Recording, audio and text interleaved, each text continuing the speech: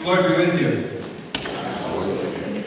So this week we are continuing with a series we are calling Pick 2. Ethan's handing out the menu of opportunities, if you will, of things that we are able to engage with here at Living Waters. And we want you to pick 2 of these items so that you might find at least one of those things which might just engage you, which might become your passion. And it's kind of a way of kind of committing to it or whatnot. In the back, in the window there's the menu as well as some post-it notes right next to it. We want you to take and write down your name and post it next to one of those opportunities, or 2 of those opportunities actually, to jump into it. And I want to draw your attention to a couple other things too. First off is up on the screen.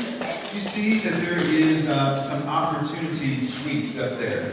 And Andrea Lilly, who created that, as well as what's on the front of your bulletin board, put that together. It's showing it's kind of like when you get that box of chocolates. The more expensive ones normally have a map with different chocolates. And so this one has different opportunities on it, and it's kind of like your menu there. And if you look on your cover, pulled together a fantastic, what would you call it, parody off of one of the great movies of all times, or that tells about all times as well. And it's from Forrest Gump. And help me out with this, one of the most famous lines in all of movie history, I think.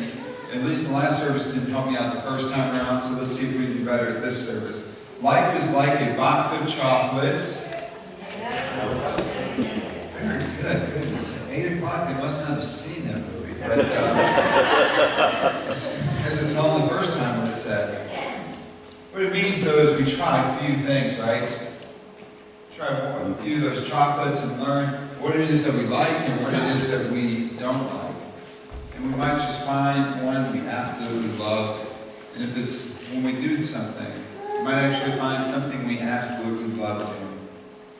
Looking at the text for today and thinking about the movie Forrest Gump, I can't help but think about how these texts and these movies, this movie relates to serving, to being in community, and to treating how we treat others, and how it is that we would like to be treated.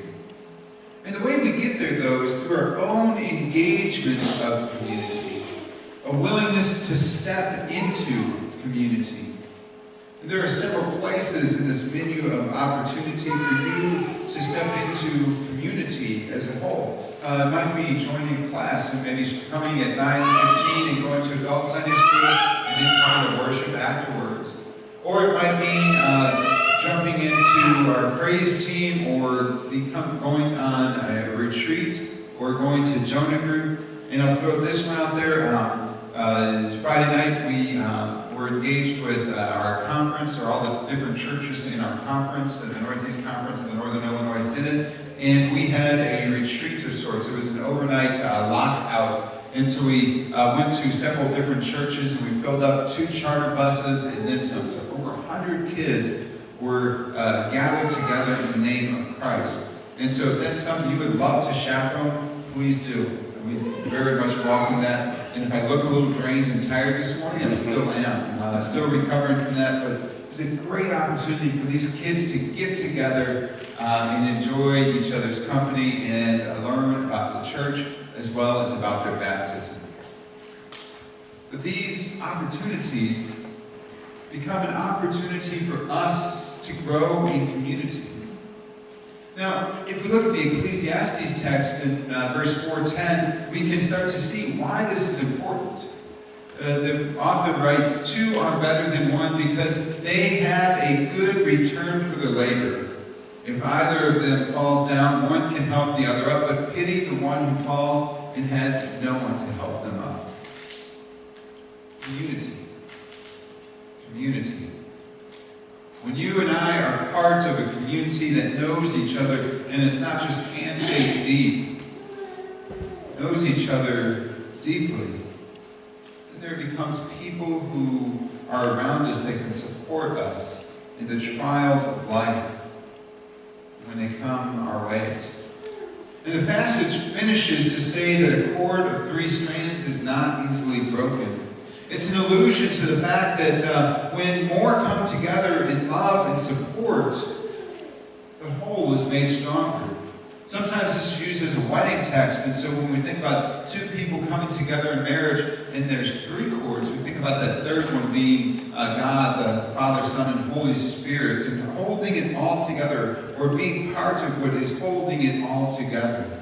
And as a community, you and I need to tend to these strands, making sure that all are well cared for and maintained. And if you're thinking to yourself, well, how does one work to maintain these relationships and build them? And it starts by becoming involved and engaging in opportunities outside of Sunday.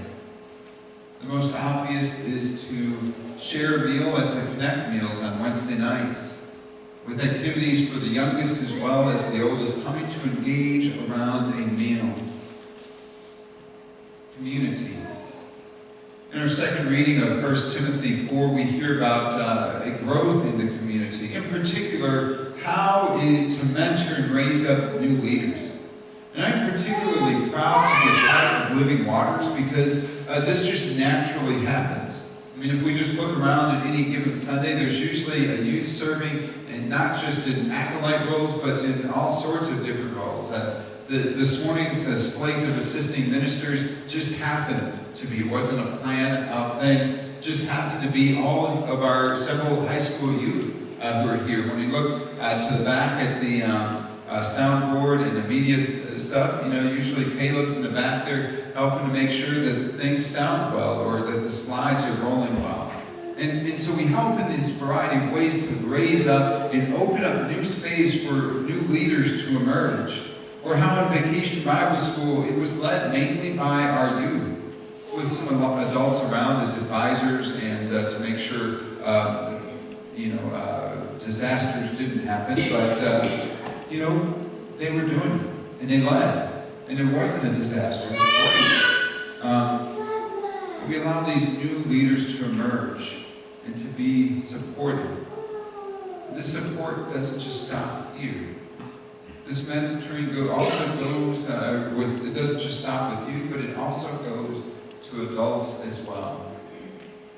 One person I know stepped into a role of leadership, and people kind of came around him and mentored him and supported him. And then when it came time to get a promotion, he actually got this promotion and was able to advance in their career. And their involvement in what they did actually paid off, if you will, in unexpected ways, as well as quite literally, too. But it's what happens when we step in and allow ourselves to grow and be part of a community, to be mentored and to mentor others. Community. In the Gospel of John, we had this moment right after the washing of the feet where Jesus explains what had just occurred. And he talks about how he had just served. Then he goes on to challenge you and I to serve. And it's not to raise ourselves up, but to raise up the other by serving them. In serving, we lift up other people. When we live into community, we serve by cooking a meal, raking leaves, or maybe actually helping to clean up someone else's mess. We get down and dirty when no one else will. We do it not for ourselves, but in the name of Christ. Because we are Christians, and that's what we do. We do it so that we can have God's grace and God's peace for us, as well as to share that with other people. And looking at Jesus' act of service at the disciples' feet, it's really an act of community, right? It would have been easy to have done this for some unknown face to serve, but in this context, it's about serving people that he knew and loving them and allowing them to accept that as well. And Jesus, in his leadership role, also proves a powerful example of how we are to serve in our world. A powerful example of allowing God to work through us. Not so much to the world, but in this community. In order to make a powerful example, we need to step into community and fully embrace what it means to serve, what it means to be in a community. And so many of you might be hesitant to jump into some of these opportunities that are listed in your menu this morning. Opportunities to be in community with others. And I know I am, because it also means that I have to be vulnerable and sharing my own life. That's not always easy, because often we don't want to be vulnerable. But this can cause loneliness, and loneliness being experienced is not what God has intended for you and I. God intended for us to be in community where we could be supported. At Living Waters, we come together from all of our different walks of life, our different political views, our different financial backgrounds, our different careers, that we can be a part of a community that is so much more. And these differences do not have to separate us, but can in fact make us stronger. Make us like that cord of 3 strands.